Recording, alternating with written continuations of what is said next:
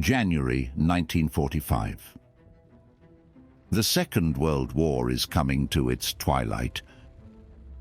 With over 50 million dead, the battle had finally reached Germany. The Allies were close to victory. In the heart of Berlin, Adolf Hitler, the architect of the Third Reich, was teetering on the edge of insanity. The war was all but lost for Nazi Germany. Hitler had abandoned his own people, viewing Germany's military failures as a sign that they have lost the right to survive as a country. He ordered the destruction of all German infrastructure before it could fall into the enemy's hands. Filled with anxiety and dread, Adolf Hitler retreated into his special air raid shelter, the Führerbunker. Now stuck 28 feet below ground, with only his trusted allies and no way to see the outside world, minutes turned to hours, hours turned to days, days turned to weeks. And knowing the war is lost, Hitler would slowly succumb to madness.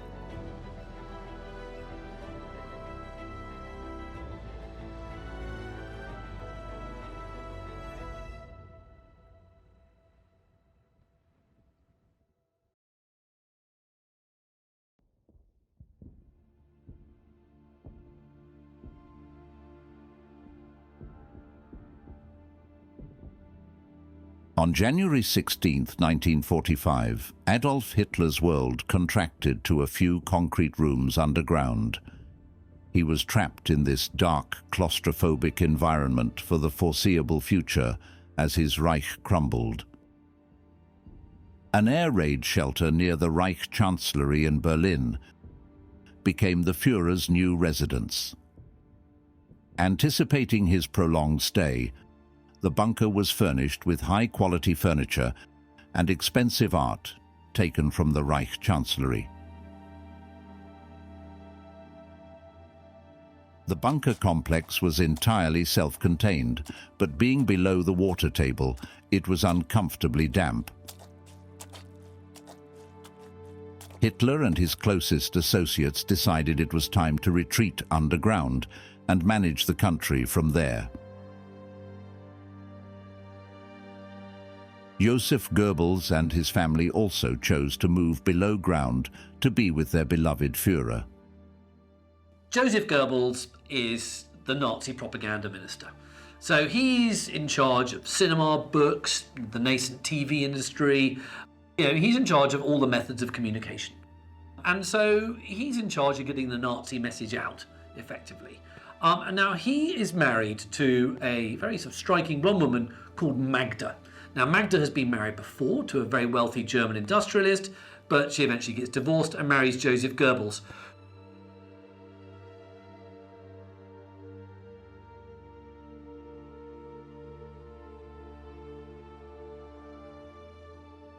Hitler personally selected a few SS officers to join him in the bunker, serving as his bodyguards and keeping him informed of events above.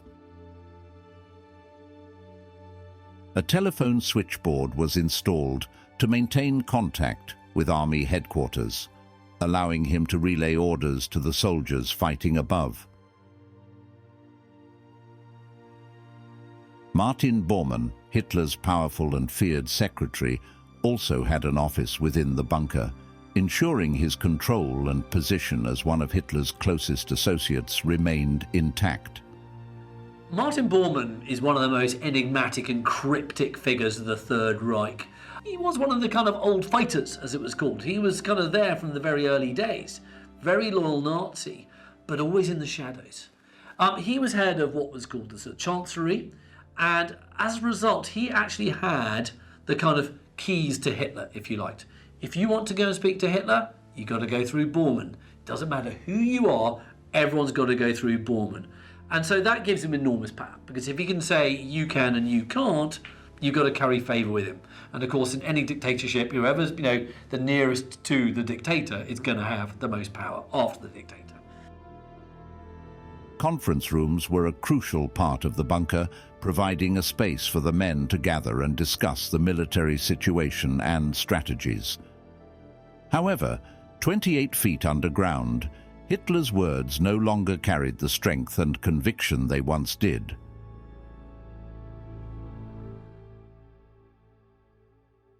As the Red Army rapidly approached, Hitler and his associates, lacking clear intelligence on the front line, remained unaware of the severity of the situation.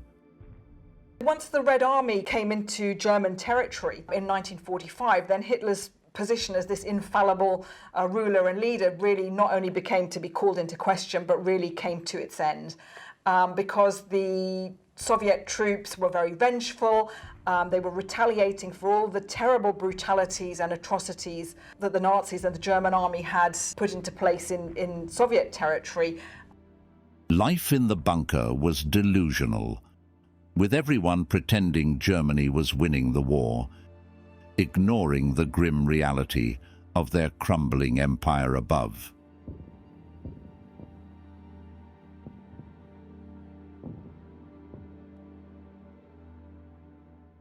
Adolf Hitler was once the most powerful dictator and leader Germany had ever seen.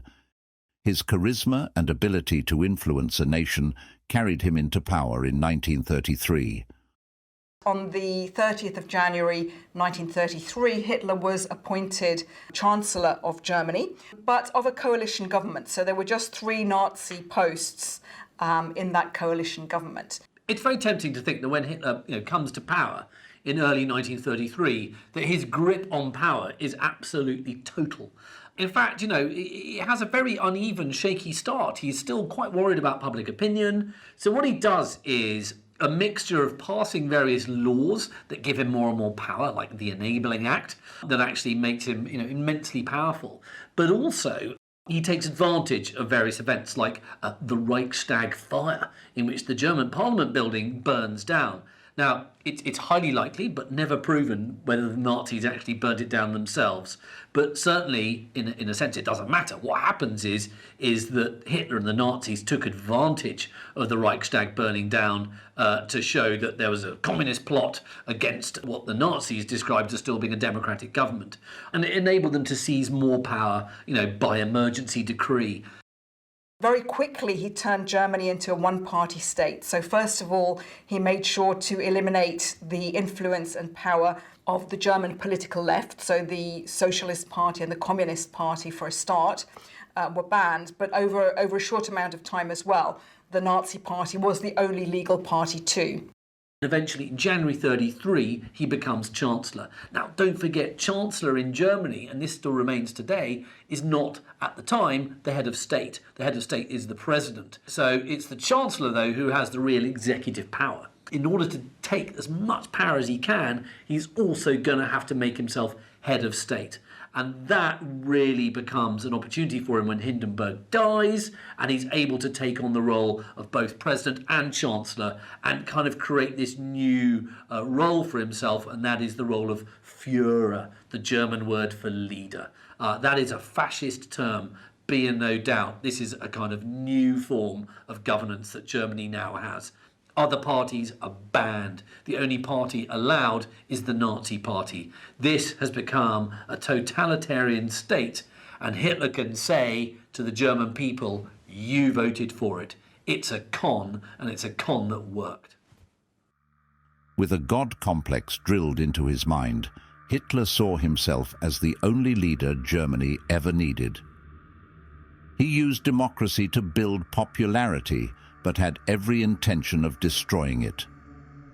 Hitler begins by establishing his idea of the Aryan race, the pure master race of Germans who are to follow strict reproducing laws, sterilizing people who have hereditary traits he deems unacceptable that don't match his Aryan principle.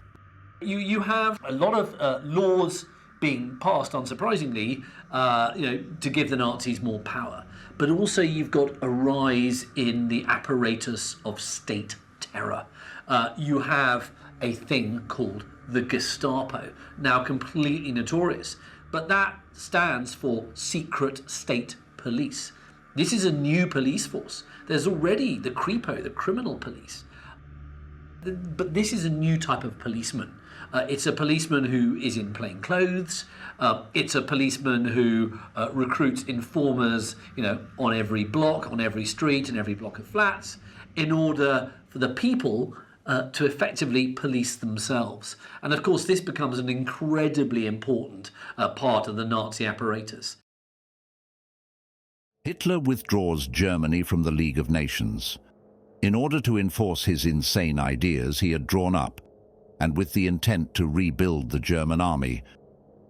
He had the idea of a very aggressive and expansionist foreign policy, and essentially this idea of might over morality, so force over anything rational, I suppose, in a way, force in terms of foreign affairs. And of course, the League of Nations was designed to promote peace and to enhance international relations and security, of course, too. And so this was why Hitler wanted to remove Germany from it. The German people had full support for Hitler, unaware of the horrors to unfold during his reign of terror. On September 1st, 1939, Hitler launched an attack on Poland, underestimating the start of World War II. For the first time, foreign leaders become aware of how insane Hitler really was. In September 1939, Hitler invades Poland, along with Stalin. Soviet Russia also invades Poland at the same time. But what the world remembers is the fact that Hitler invaded Poland, and a couple of days later, the British declare war on Germany.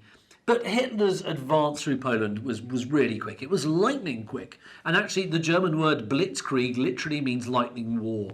The German population, because of Hitler's popularity, and even though they had experienced the horrors of the First World War and the trench warfare of the First World War and all of the shell shock and everything that went with it, because he was so popular, they might have been delighted to go to war in September 1939, but they went along with it.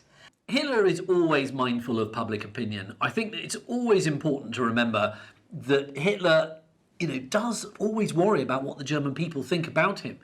He doesn't just sort of seize power in 1933 and then not care. He wants to be liked, he wants to be popular, he is a political leader after all, and all political leaders, democratic or fascist or otherwise, want to be liked. Now, the best way to make yourself liked is to project an image that the people can identify with or respect or admire. And what he does is he uses propaganda and photography and film to show him as this kind of almost sort of messianic figure. In 1940, Hitler's all-powerful army ruled over Denmark, Norway, Holland and Belgium, and eventually crushes France with their number of tanks. Really, one of the high points of Hitler's popularity was the image of the Nazis taking over Paris. So all of these attacks were very sort of quick and easy victories for the Nazis, and they just fed Hitler's success and popularity.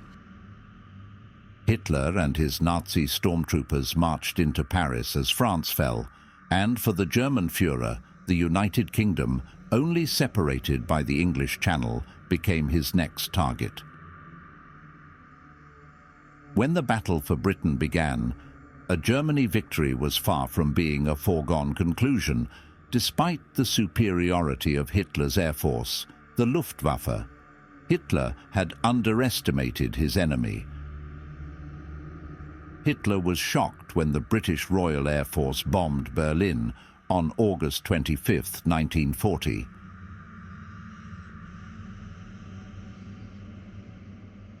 Although causing little damage, it lowered morale considerably. Hitler sought revenge by bombing Britain day and night.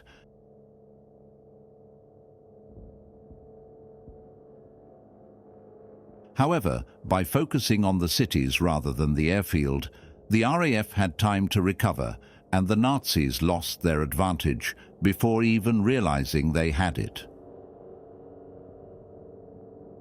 There would suddenly be a change in the course of the war in Europe, as Hitler made a surprising decision to turn his attention eastwards to the Soviet Union. planning an attack on Joseph Stalin, with whom he'd agreed a non-aggression pact at the beginning of the war. Hitler was about to make a grave error, as his hate for the communists without doubt clouded his judgment. On June 22, 1941, he gathered together a vast army on the Eastern Front, ready to attack Stalin's notorious Red Army. The Führer had given specific orders following Operation Barbarossa just days earlier that they should attack with extreme brutality.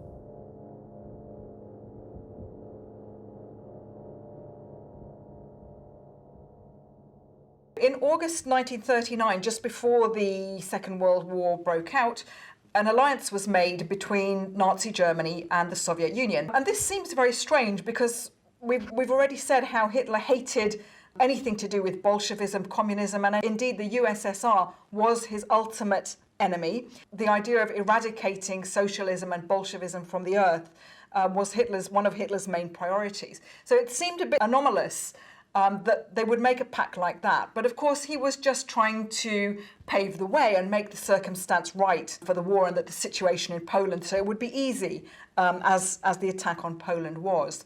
But then we saw as well how Hitler's very happy to tear up a treaty when it doesn't suit him. So on the 22nd of June 1941, the Nazis invaded the USSR with Operation Barbarossa. Stalin's had this pact with Hitler for years, and he's thinking Hitler's never going to invade.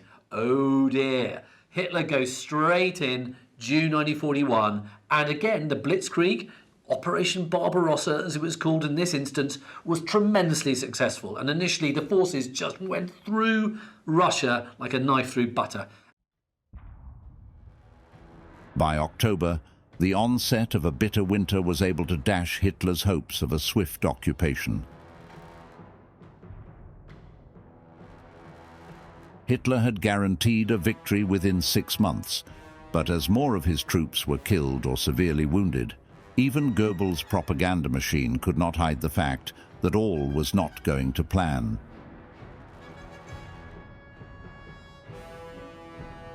Many began to despair, and even Germany's greatest heroes began to lose hope.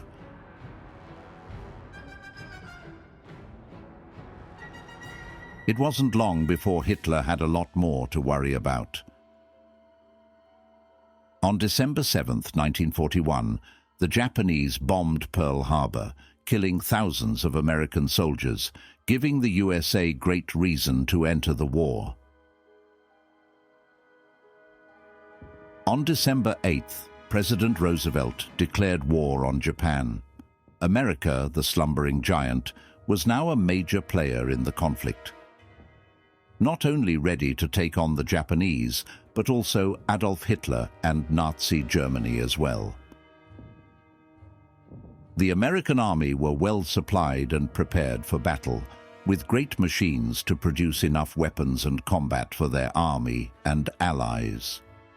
With America, Britain, and Russia forming an unlikely union, they now had the ultimate power to put a stop to the fearsome German dictator.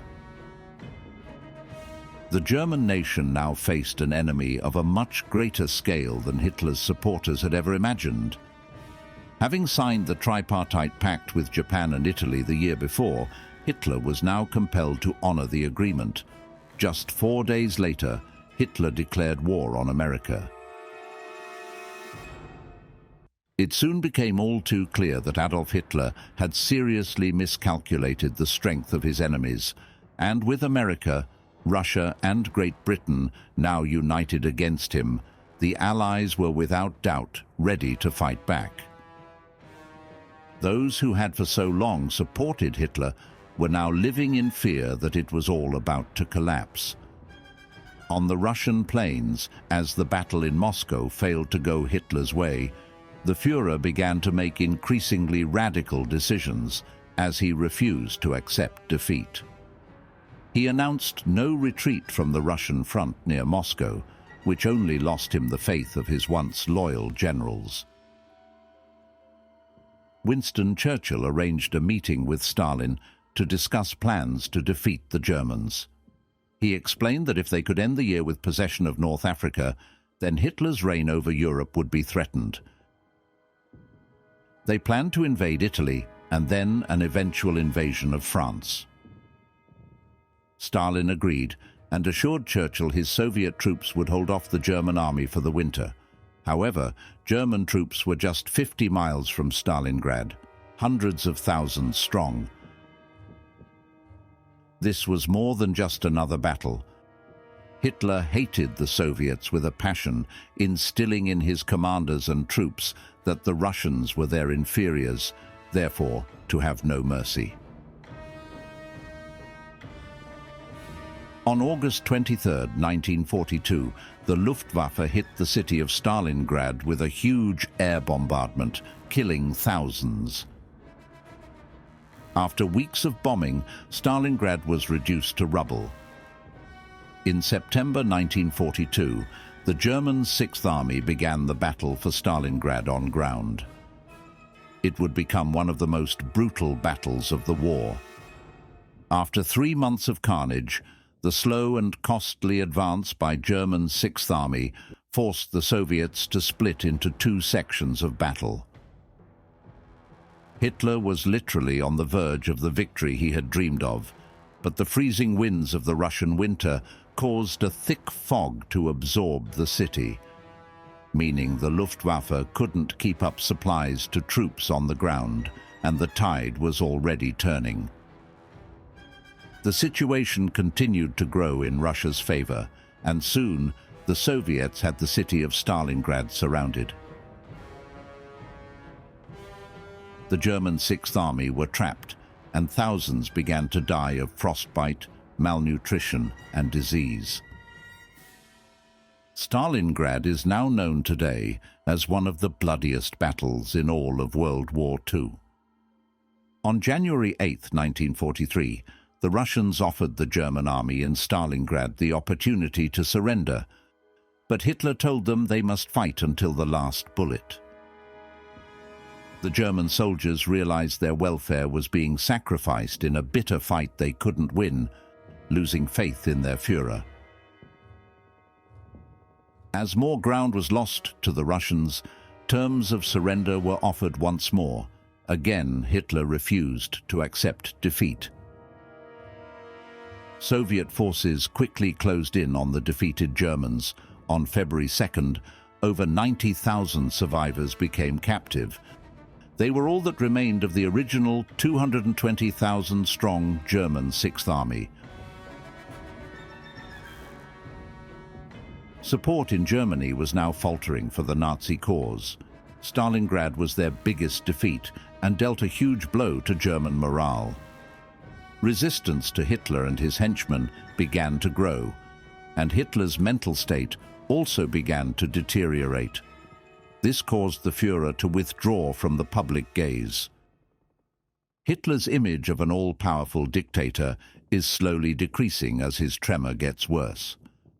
Once the Red Army came into German territory in 1945, then Hitler's position as this infallible ruler and leader really not only became to be called into question, but really came to its end, because the Soviet troops were very vengeful. They were retaliating for all the terrible brutalities and atrocities that the Nazis and the German army had put into place in Soviet territory. What it meant was that they were coming closer and closer on their journey westwards to Berlin, and eventually Hitler and a very small inner circle around him had to retreat to his bunker, his underground bunker. By January 16, 1945, Hitler fully retreated into the Führerbunker, taking residence with Eva and his other closest allies. Inside the concrete sarcophagus, Hitler would spend over 100 days trapped, further adding to his paranoia and anxiety about the war. His reasoning for moving to the bunker was a simple one. He decided against fleeing Berlin. The shelter itself contained 18 small rooms and was located 55 feet underground, and Hitler would spend the majority of his time micromanaging over what was left of the German defenses. In the early days of living in the bunker, Hitler would take daily strolls around the Chancellery Gardens with his beloved female German shepherd, Blondie. However, as the Soviets closed in on Berlin, even this small joy was taken from him, and he was completely confined to the bunker. Blondie was a gift from the head of the Nazi Party, Martin Bormann, to Hitler in 1941. It is one of the few things that Hitler truly loved and cared for, and so Hitler brought Blondie with him when moving to the bunker. April 20th, 1945. Hitler's birthday. For his birthday, Eva gifted Hitler with a signed photograph of herself, a trinket of her undying love to the dictator. Inscribed on the photograph were the words, "To my Führer, from your faithful Eva." Hitler accepted the gift from the woman who would soon join him in death, his ever most faithful companion. Almost all other documents pertaining to Hitler's personal correspondence were destroyed during the final days of the war, as per Hitler's wishes. Later, Hitler makes his last public appearance before returning to his concrete coffin. He hands out medals to the Hitler Youth for their dedication to the fight and offers words of encouragement for continuing to battle. By this point, Germany had grown so desperate and stubborn to surrender that even after the loss of millions of German soldiers, they began using Hitler Youth students to fight in real battles. Soviet forces are fighting their way through the city, aiming for the Reichstag, meters away from Hitler's bunker. With the odds stacked so heavily against them, the German defense in Berlin cannot last much longer. The Führer's beloved Germany is falling to the artillery and fire of the Soviet forces, an army he believed he could destroy. By now, in the bunker, a deranged Hitler is grasping at any ideas he thinks might change the tide in the war. Refusing to accept the army as faulting, he orders more and more attacks on the enemy, deep down, knowing they can only fail. After hearing of the state Berlin is in, Hitler suffers a major mental breakdown, ranting and shouting at everyone around him, before surprisingly declaring the war is lost. Morale in the bunker is at an all-time low. Eva throws parties with the secretaries and SS men, drinking and dancing to forget the fatal position they are in. Eva Braun is one of the more sort of kind of enigmatic figures of the Third Reich, if you like, because she was very much kept in the background by Hitler, because Hitler was very keen not to lose favour with German women by seeming, by cutting himself off with his own wife or a girlfriend. With the downfall of Germany and the loss of the war fast approaching, Hitler begins thinking about suicide. He consults a doctor on the best way to take his own life, coming to the conclusion he will bite down on a cyanide capsule whilst shooting himself in the head. Who would have thought this forceful dictator would retreat to the shell of a man, insane and desperately looking for a way out?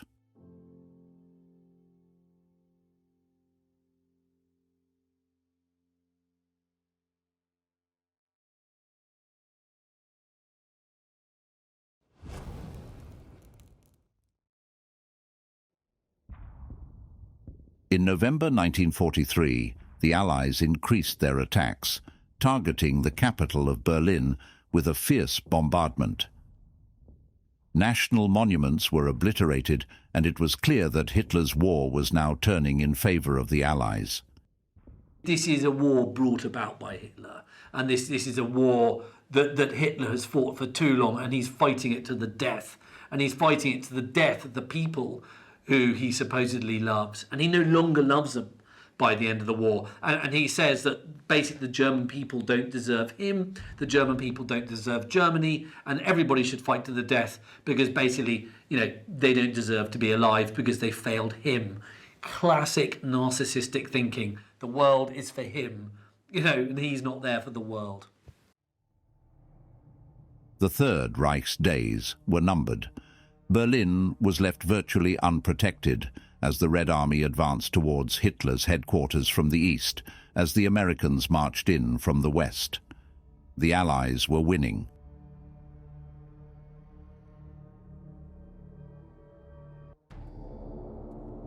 Soviet artillery began to shell the center of Berlin.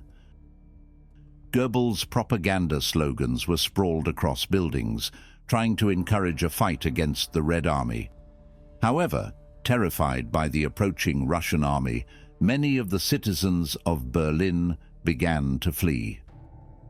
Many had given up hope, waving white flags in hope of surrendering or committing suicide to end their suffering. Hitler's dreams of a 1,000-year Reich had crumbled.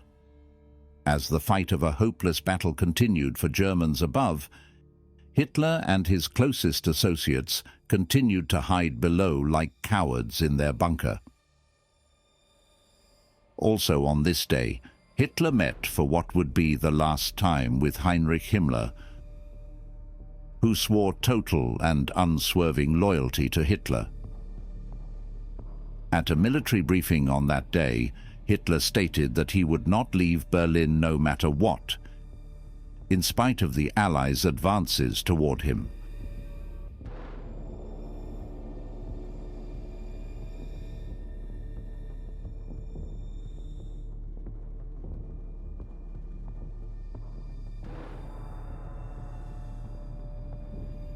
April 27th, 1945. Berlin is surrounded by Soviet troops fighting into the government district.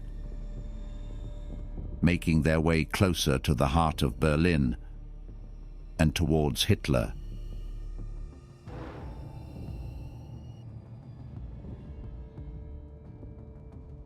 April 28th, 1945.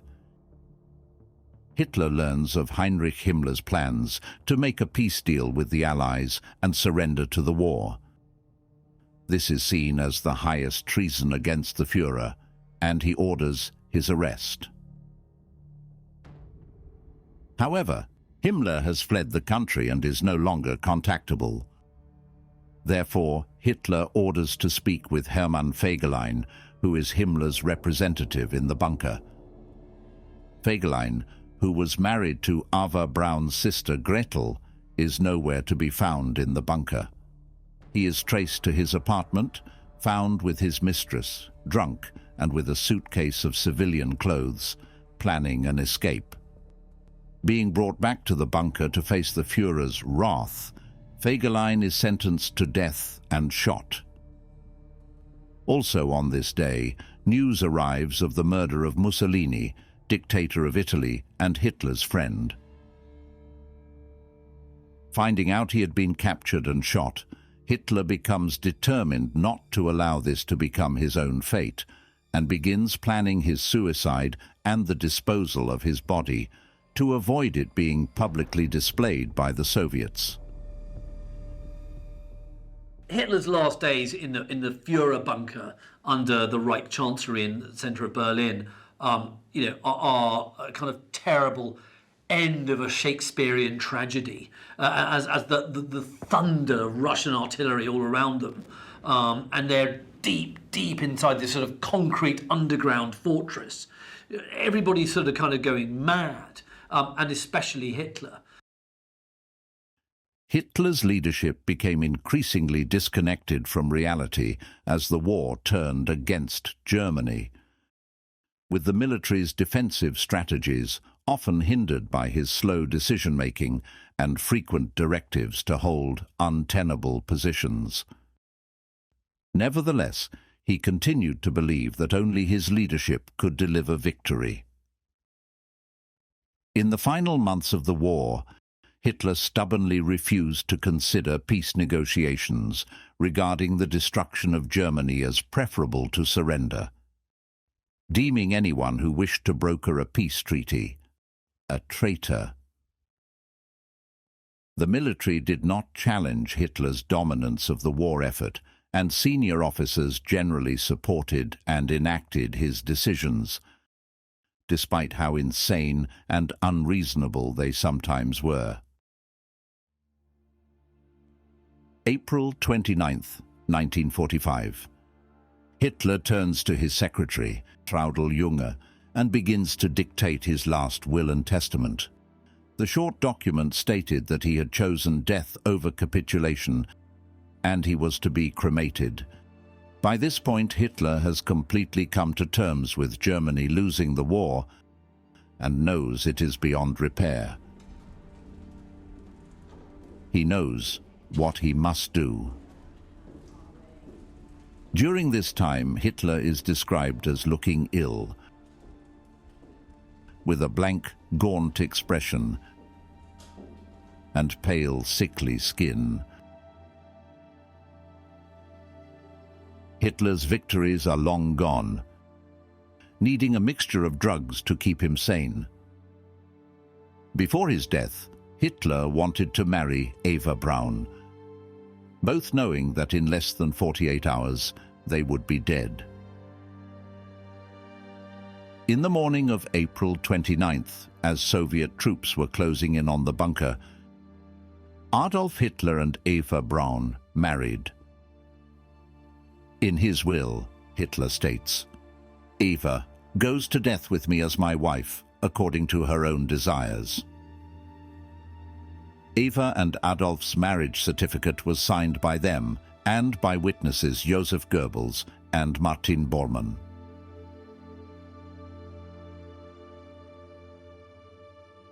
Once the ceremony is over, Eva tries to begin celebrations, but everyone knows the end is near.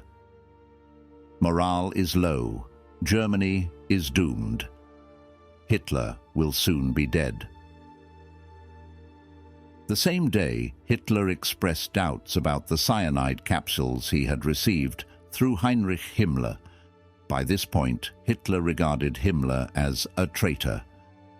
To verify the capsule's contents, Hitler, who already intended to have Blondie killed so that she did not fall into the hands of the Soviets, ordered Dr. Werner Haase to test one on Blondie, and the dog passed as a result. Hitler became completely inconsolable as his dog died in front of him. But he knew now with the utmost certainty that the cyanide capsules would work. On the afternoon of April 30th, 1945, Adolf Hitler gathers his loyal advisors and shakes everyone's hand in silence. They know what is about to happen. Hitler takes his new wife into their private quarters. Handing her a cyanide capsule, equipped with his pistol, they sit beside each other and face their fate. Death. A gunshot is heard from outside the door. The bodyguards know what has happened. They remove the bodies and carry them up the stairs of the emergency exit into a small garden. Pouring petrol over their beloved Führer, the bodies are set on fire, then buried in a shallow bomb crater. Several others committed suicide in that bunker, not wanting to face their fate with the enemy. The suicide of Adolf Hitler was likened to a spell being broken over Germany. By the time of his death, public support for Hitler had collapsed. Few Germans mourned his passing. Most were too busy just trying to survive and fleeing from the fight. In the end, Hitler's dream of a 1,000-year Reich, ironically, only ended up being 12 years long, with its final months confined to a few small rooms underground. This was the end of Hitler's reign of terror. Very little of Hitler remains. There is a bit of jawbone in an archive in Moscow, the teeth of which absolutely match Hitler's dental records. So there's no doubt that Hitler died. A lot of people like to say that Hitler escaped after the war. It's total nonsense. Hitler 100% died in Berlin on the 30th of April 1945. And with it, so did Nazism, or at least it did for a while. It was very difficult for the German population to come to terms with what they found out about the Hitler regime after its demise. The Allied occupation from 1945 brought about the demilitarization, the denazification, and the re-education of Germans, and that was very important. But there were also the Nuremberg trials and a host of other post-war trials in which the leading Nazis, at least the ones who hadn't committed suicide, the leading Nazis were brought to trial. Again, this kind of brought to popular attention exactly what the evils of the regime had been. For successive generations of Germans, they've really struggled to come to terms with this very difficult aspect of their nation's past. It's hard to say that there's a specific moment when we know that Germany got over the evil of Hitler's regime.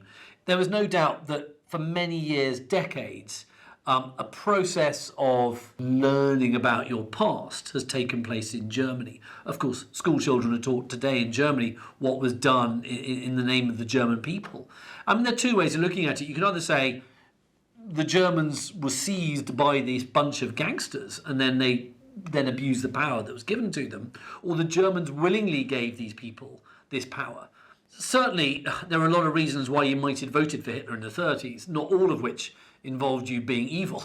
But certainly, if you were a fan of Hitler after the war still, and after all the revelations that have come out, then I would say you definitely are evil. After the fall of Nazi Germany, the Führerbunker was visited by many soldiers, politicians and diplomats, including Winston Churchill. The ruins of both chancellery buildings were leveled by the Soviets between 1945 and 1949 as part of an effort to destroy the landmarks of Nazi Germany. The bunker largely survived, although some areas were partially flooded. In December 1947, the Soviets tried to destroy the bunker once again, attempting to blow it up, but only the separation walls were damaged. Government authorities wanted to destroy the last vestiges of these Nazi landmarks. The construction of buildings in the area around the Führerbunker was a strategy for ensuring the surroundings remained anonymous and unremarkable. In the current year, the Führerbunker is no longer a noticeable landmark in Germany. Many of Berlin's other wartime bunkers are open tourist attractions, but not this one. The effort to try and forget Germany's all-powerful dictator is proven with a car park built over the bunker's remains, with only a small sign indicating what lies beneath the bricks. The Führerbunker will remain hidden to the public forever, perhaps as it should.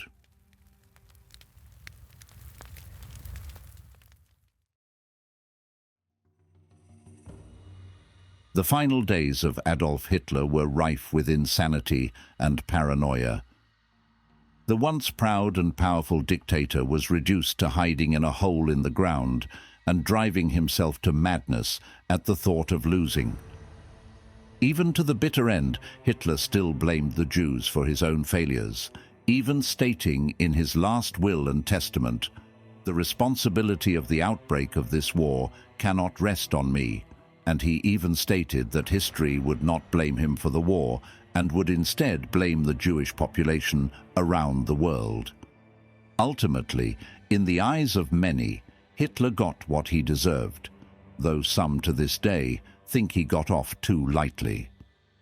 Regardless, Adolf Hitler's life came to an end in that cold bunker, the death of millions of people resting solely on him, taking his own wife and dog with him, a fitting end to an atrocious life and a horrific period of history.